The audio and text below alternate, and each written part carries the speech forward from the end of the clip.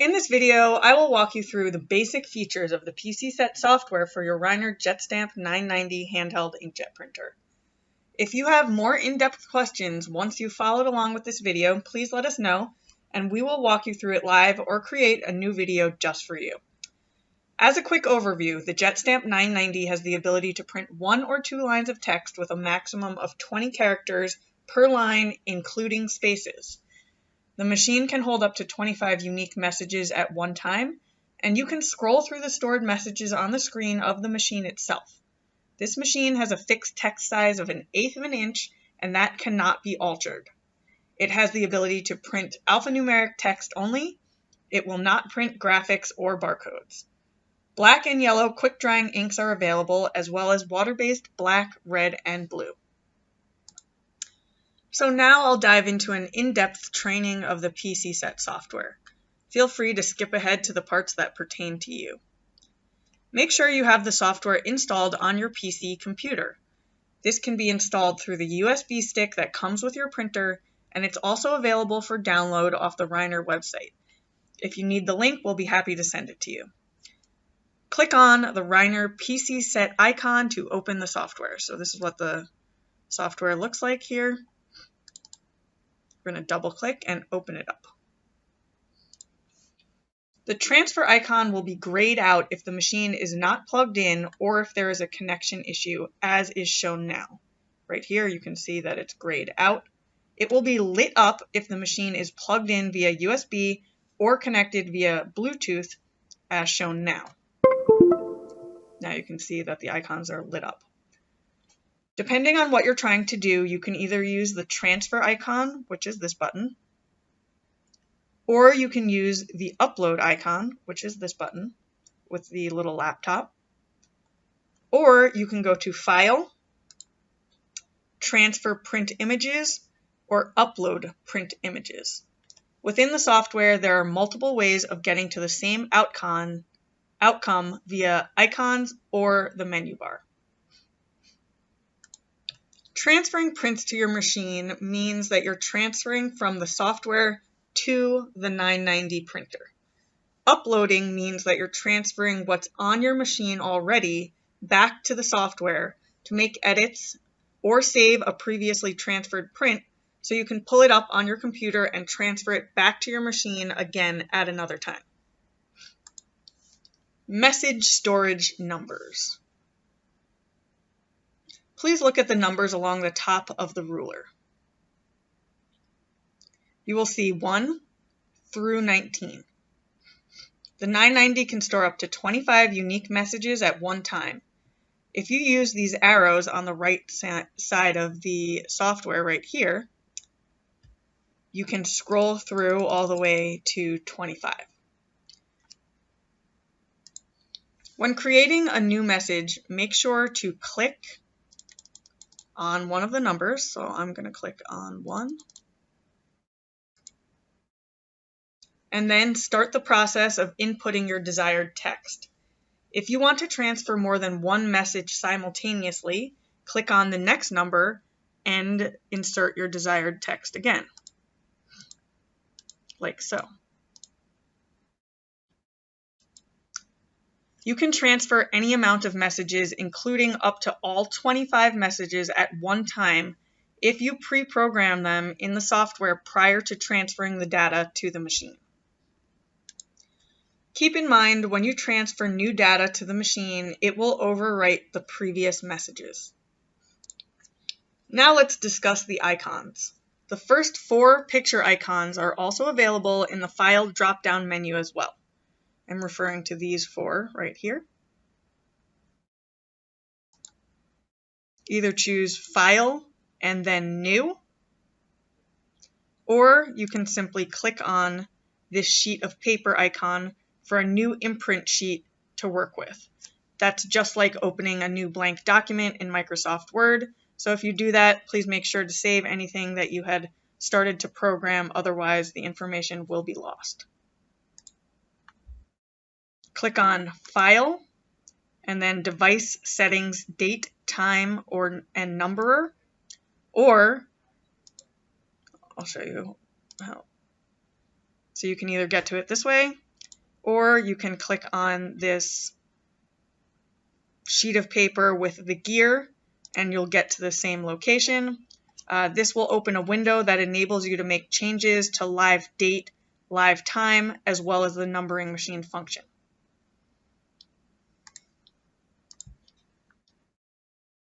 Click File, Open, or click on the yellow file folder icon. Again, brings you to the same spot. This is going to open a window that enables you to open a previous message that you've saved and you want to pull back up at a later time to edit or retransfer to your machine. I have one right here that I had saved. You can see when I open it up that my previously saved message appears. I actually have 2 messages in here. It'll show up with the little parentheses and star if you have a message in that number imprint. Like I previously stated, if I close out of this software, I'm going to completely lose everything that I was working on. Since that's an already saved imprint, I didn't actually lose the information because I saved it at another time. But if I had just started to create a new imprint and I didn't actually save the information and I closed the software, the information would be lost. Click File, Save As, or the floppy disk icon. When you're putting in a new imprint, if you click on this, then you can save the file name,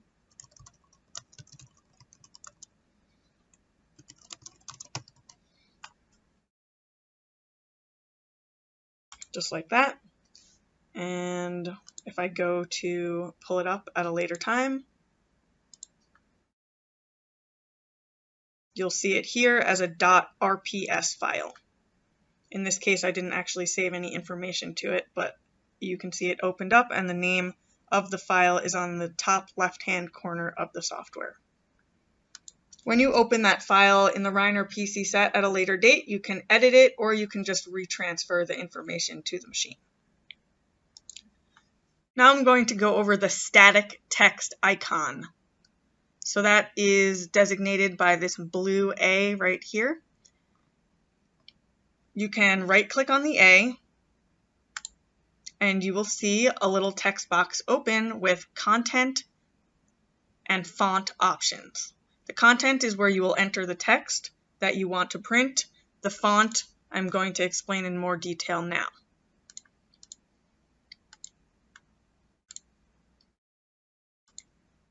If you choose font narrow, you can enter and print 1 or 2 lines of text with up to 20 characters, including spaces, per line.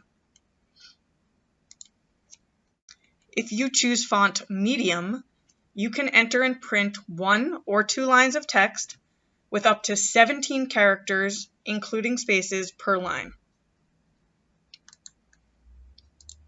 If you choose font bold, you can enter and print 1 or 2 lines of text with up to 10 characters, including spaces, per line.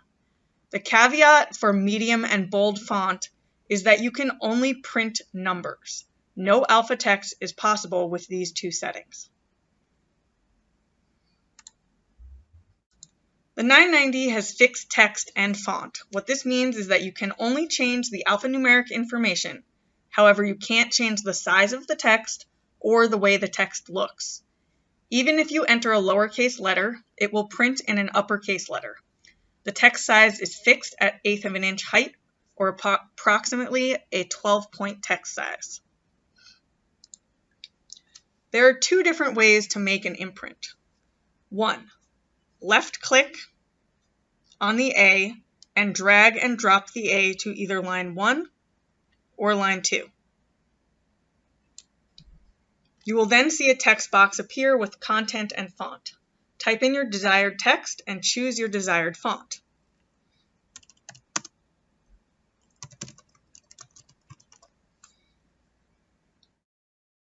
Then you're going to click OK, and the information you input should then appear in the line that you dropped the text box.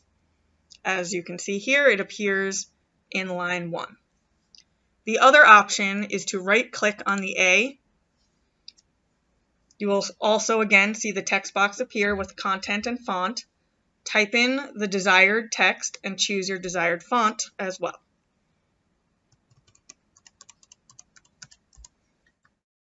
I just entered some numbers, so I can now use medium or bold. Then hit OK. But you can see the information does not appear on the screen. Now, in order to get it to appear on the screen, you actually have to left-click on the A and drag and drop the information. And you can see that you have a more stretched out character here. When the text box is selected, it will have a red border. You can see first it's on line 2, then it's on line 1. You have that red border outline. You can move it around to align the text by clicking the text box and dragging it left or right within line 1 or 2. Usually I just leave it the way it is all the way to the left. However, sometimes I want to align them in a certain way, and in that case, you can see here, you can just drag it and it will move. So if I wanted to align it a little bit more like that, I could do that. There's one other way to get the text box to appear, and that's going to Presettings and clicking on the text.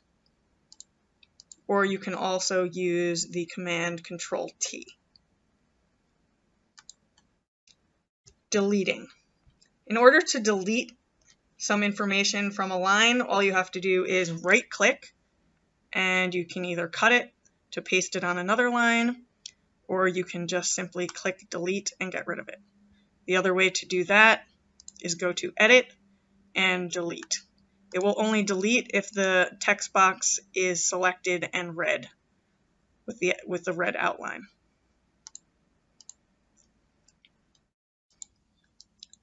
Now we'll move on to the date time icon. It looks like a calendar and a clock. This gives you a live date and time that continues to automatically update. It will pull this information directly from your current computer's date and time, and it keeps it current with the internal clock in the 990. Right-click on the calendar clock icon. You can either get to this pop-up that way, or you can go to Presetting, Control-D, or click on this date time, and you'll get to the same location. Left-click on the date time format, and choose the date and time format that you would like. So you can scroll through, there are a bunch of different options available. If for some reason the layout of the date and time that you want isn't available, you can do a user-defined date and time. I'm not going to go over that in this video, but can send you further information if necessary upon request. Just like the regular text options, if you choose a date and time that has alpha characters in it, you can only use the narrow font option. If you choose an option that is only numbers, you can choose medium or bold font options, as shown here.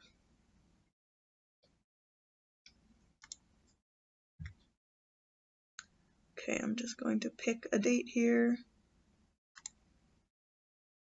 and I'm going to say OK.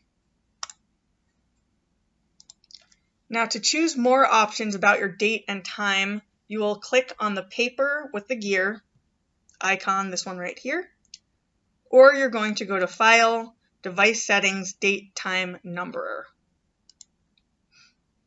If you happen to need a date or time in the future that is automatically updating, that is called date offset or time offset. In our software here, it is called time offset, as you can see here, but it does refer to date and time. You can make 4 unique offsets at a time by using the arrows, these arrows here. You will see that it increases or decreases from 1 to 4 and vice versa. Then you will go in and make the changes within the time offset section, which is right here. The first 4 zeros right here pertain to the date. The second 6 zeros here, separated by colons, represent the time, hour, minute, and second. Any days or time that you add to this section will adjust based on the date and time that is being pulled from your computer. You can also put a minus instead of a plus right here. If you need a past date or time that is automatically updating. At any time, if you click default, it's going to bring you back to the default settings where you have a current live date and time without any offsets. Text for month abbreviations as shown here. You can change this to any 3-letter abbreviation of your choice. Keep in mind, changes that you make to an offset will only work within that specific offset. So you have offset 1, 2, 3, or 4. Everything that you change within these settings will only pertain to one specific offset. So if you need another one, then you'll have to go to 2 and make the changes again. Okay, so let's do an offset example here. Let's add 10 days to the current date. I actually already filled that in, but basically if we had 2 zeros here, we would delete the 2 zeros and add 10. That will be 10 days in the future. And then I also would like to do 2 hours later than it is now. So I'm going to change this to 2. And we're in June right now, so let's just change this to JU. And then we're going to hit OK. You can see I made these changes in time offset 1. Okay, now I'm going to drag down date and time. If I right click on this here, you can see that time offset 1 is selected. It is now June 30th, 2023. However, today is actually June 20th, 2023, and it is showing 10 days in the future. Also, right now, it is about 12 p.m. in the afternoon, but since I did the offset of 2 hours, it's showing at 2:12 p.m. To show you the contrasting current date and time, I can pull down a second date and time here. If I right-click on it, you'll see I'm also still on time offset 1, but since I didn't make any changes to time offset 2, if I click on that, I'm going to go back to the current date and time, which is 6/20/23, 12:13 p.m. You can mix and match between date, time, text, and number all within one imprint message. So I'm going to delete these now. Now I'm going to discuss the numbering machine icon. That's right here, the numberer. The other option is going to file device settings, date, time, numberer, just like we did for the date and time. However, I'm going to select the numberer tab in this case. I forgot one step here. You want to right-click on the numberer right here, and then you can choose narrow, medium, or bold. As always, narrow is alphanumeric option, medium and bold are numbers only. Then once you select which one you want, you hit OK, and we will go back to our device settings and back to numberer. Just like with date and time, there are 4 number preset options that you can create at a time, showing here 1, 2, 3, and 4. You can make those changes within these arrows. The options are as follows. Under settings, you're going to see step width. This indicates counting by 1s, 2s, 3s, etc. Choose the interval in which you want your machine to sequence. Repetitions. This indicates repetition of each number prior to sequencing to the next number, meaning that the number that is set will remain the same for the chosen amount of imprints prior to it continuing to count on.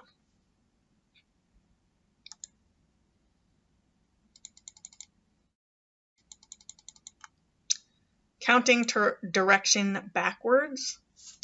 This indicates the direction in which the machine counts. Default is counting upwards, 1, 2, 3, 4. However, if you choose downwards, it will count 4, 3, 2, 1, etc. Leading zeros. You can choose to show or hide zeros prior to the number that you're printing.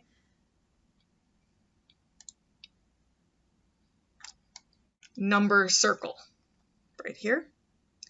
Minimal. This is the minimum value in the circuit. Maximal. This is the maximum value that the printer will count through until it gets to the last number, and then it will loop back to the minimal value that you've chosen. Numbering machine status. This indicates the number that the machine will start printing at. In this example, if I change this minimal to 7,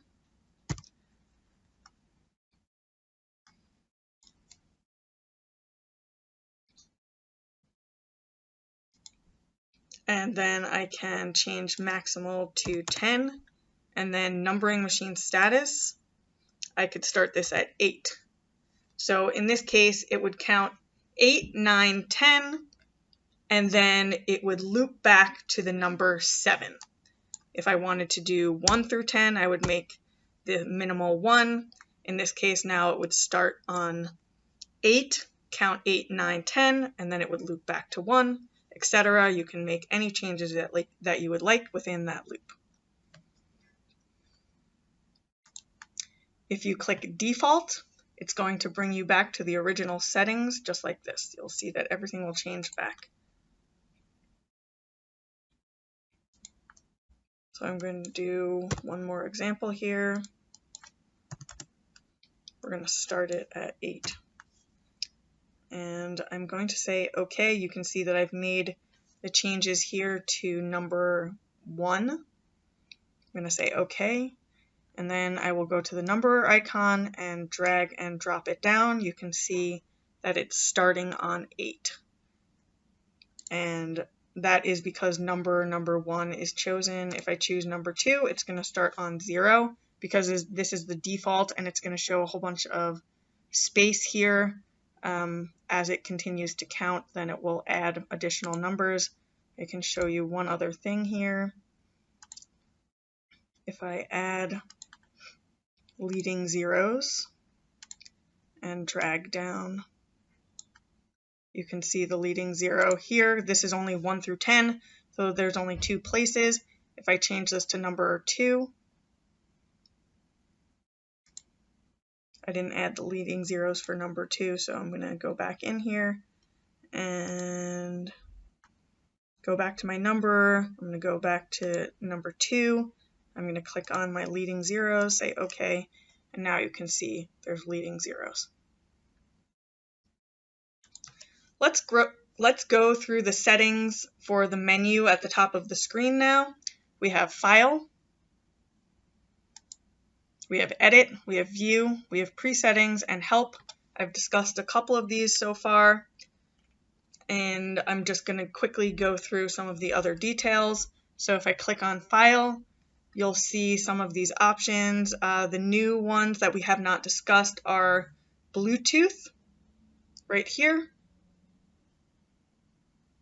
as well as last opened. These are the previously saved files and the ones that you've just most recently opened. You can easily find them, click and open them up. A quick note on Bluetooth. In order to transfer and upload using Bluetooth, your computer needs to have Bluetooth on it, and you need to enable Bluetooth on the 990, which I have another video for, and I'm happy to send to you. I'm not going to show that here, but happy to send those instructions at a later date.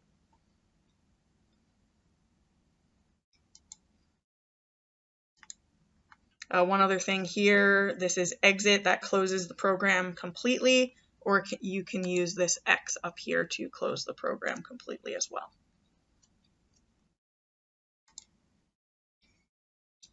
Now if we go to the Edit drop-down, you can see we have Delete, Copy, Paste, and Cut. Those all will have to do with your information that you've input on line or 1 or 2, and it will directly pertain to the text box that is selected. In this case, I only have 1, so you can see it's selected red. If I drag down a second one, now this one is not selected red. So anything that I do here is going to affect what I have on line 2 because that is the text box that is selected currently. The view drop down here, we have a couple different options. We have language, so you're able to select from a few different languages, and that will change the language that you have in your menu.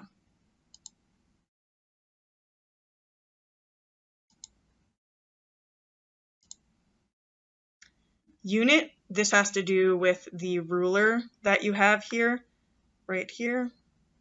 And you can change those units from pixels to millimeters to inches. The next one we have is presettings. These have to do with text, date, time, or numberer, and those correspond to these 3 icons right here: text, date, time, or numberer. Last one that we have here is help. Help opens up an index of some common questions and instructions. You can search or look through the menu. So we can open this up.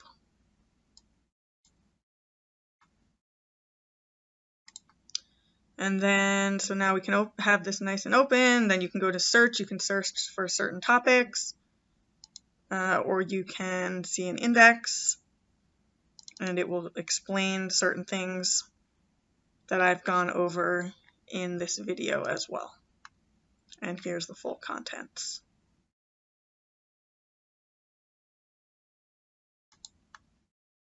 The other thing that you will see in help is info.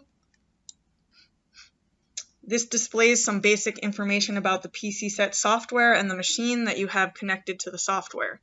That includes what version of the software you're running, the serial number of the machine, as well as what firmware version you're running on your printer. So right here, I'm running firmware version 2.3, and my serial number of my machine is 867. And let's see, here we have the PCset version 2.2.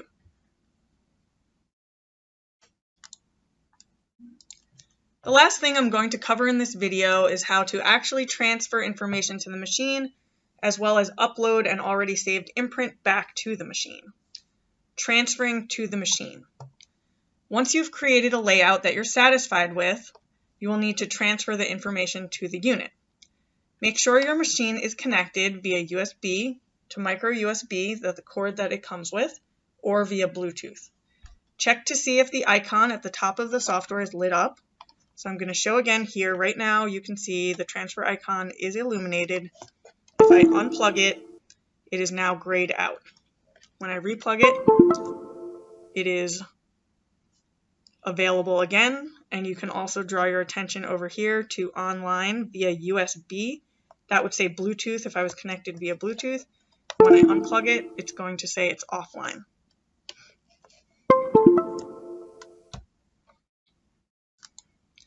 To make the transfer, it's very easy. All you have to do is left click on the icon that looks like the machine that has the green arrow that's facing to the right, and you'll see the progress bar light up, and it will say transfer is successful if it is, and then all you have to do is click OK. That is going to delete everything, all the slots and anything else that you already have on the machine, because if you haven't pre-programmed all of the numbers right here, that means they're actually empty. So the one that has the star, that has information in it, all of these are actually empty. So I'm actually transferring empty messages back to the machine. You can see the progress bar. As you saw, it turned green, hits 100%, gives you the pop-up, transfer successful. Now technically all you have to do is add in the cartridge, which I also have a video of, a different video, and you're ready to print.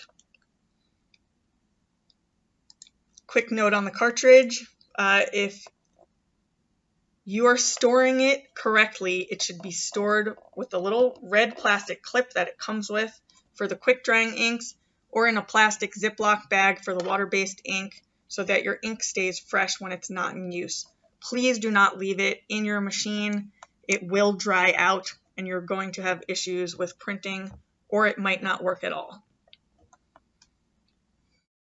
As I pointed out a few minutes ago, the online or offline indication here at the bottom of the software, it can also display some other important information about the health of your machine. If there's an error or any other issue, it might display there as well. So it's always a good idea to plug in your machine and check the bottom bar, as it could provide you with some valuable information. The last thing that I'll go over here is uploading information back to the machine here. I'm going to delete this just so you can see we're starting out with an empty slot. If I go here to upload, this will pull the information directly from the machine back to the software, and then if I double click, I can make any changes that I want. And then I could retransfer this to my machine. It's as simple as that. You can always click on the help button or search for your question or check your manual for further assistance, as well as give us a call. This concludes the PCset tutorial for your JetStamp 990. This is Stephanie Neer from AMI Reiner. I hope you found this technical video helpful. If you have any questions, feel free to contact us, and we look forward to assisting you with your marking and coding projects. Thanks for watching.